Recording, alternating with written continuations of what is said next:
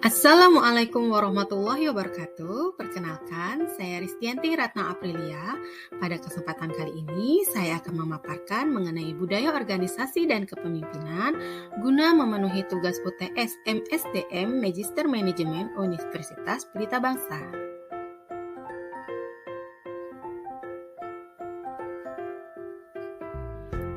Bagaimana cara mencapai tujuan dalam berorganisasi?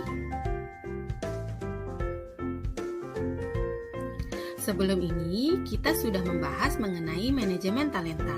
Kali ini, kita akan membahas bagaimana membangun budaya organisasi dan kepemimpinan yang efektif guna mewujudkan tujuan organisasi. Hal pertama yang kita bahas adalah definisi budaya organisasi, karakteristik budaya organisasi, fungsi budaya dalam organisasi.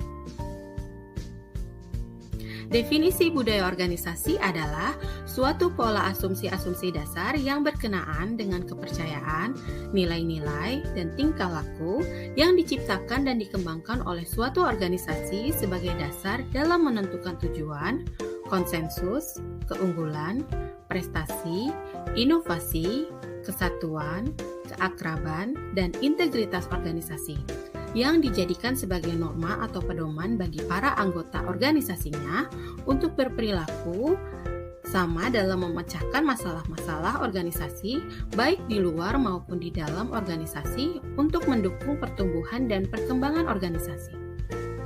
Mudahnya, budaya organisasi adalah sebuah sistem yang mempunyai makna bersama yang dianut oleh para anggota untuk membedakan suatu organisasi dari organisasi yang lain.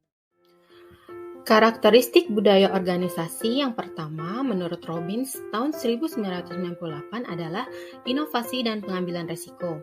Yang kedua, stabilitas dan keamanan untuk mengantisipasi kejadian yang dapat disangka sebelumnya.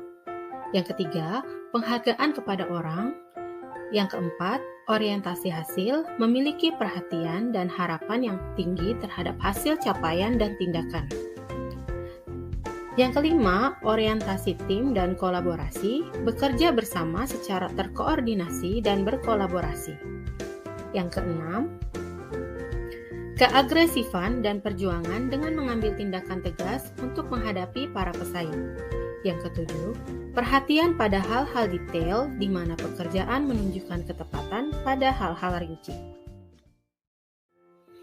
Selanjutnya, 5 fungsi budaya organisasi. Yang pertama, meningkatkan rasa kepemilikan. Rasa kepemilikan berarti penerimaan sebagai anggota atau bagian dari sesuatu.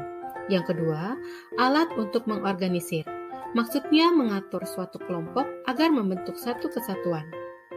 Sedangkan yang ketiga, meningkatkan kekuatan organisasi. Maksudnya, meningkatkan kualitas suatu organisasi melalui nilai-nilai dan norma-norma yang ada dalam budaya organisasi tersebut. Selanjutnya yang keempat, mengontrol perilaku.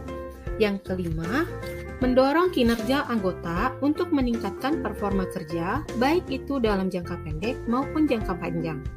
Budaya organisasi akan mendorong para anggota agar lebih mengedepankan kepentingan organisasi dibandingkan kepentingan pribadi. Yang keenam, menentukan tujuan organisasi.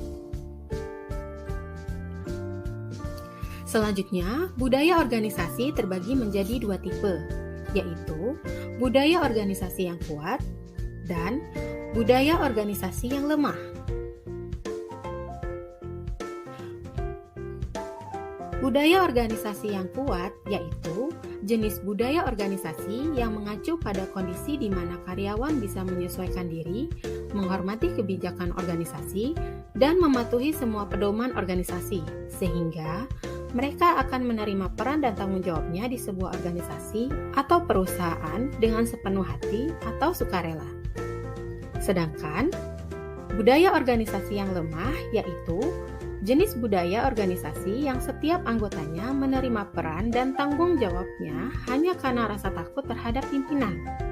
Mereka juga tidak merasa terikat.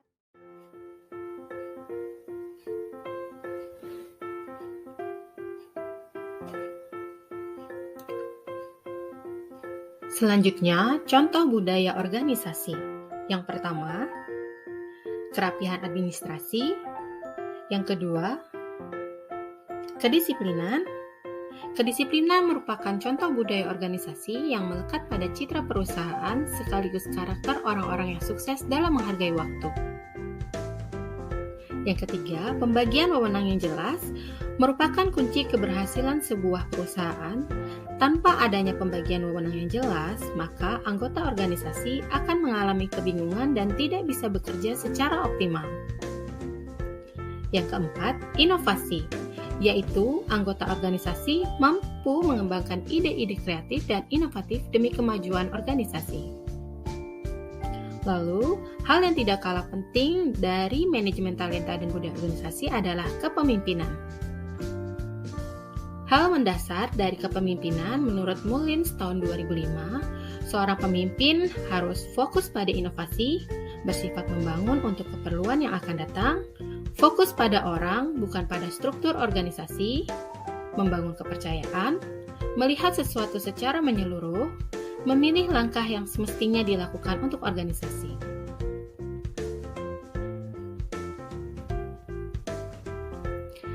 Pemimpin yang baik menjalin kedekatan dengan anak buah, memberikan semangat dan motivasi, memberikan kepercayaan dan tanggung jawab. Pemimpin yang baik juga menetapkan tujuan yang jelas, mengakui prestasi karyawan, mendelegasikan pekerjaan dengan bijak.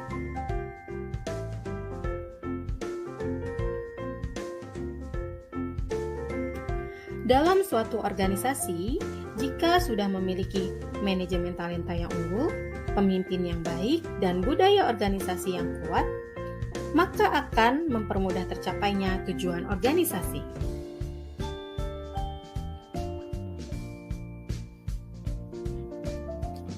Sekian pemaparan dari saya, semoga bermanfaat.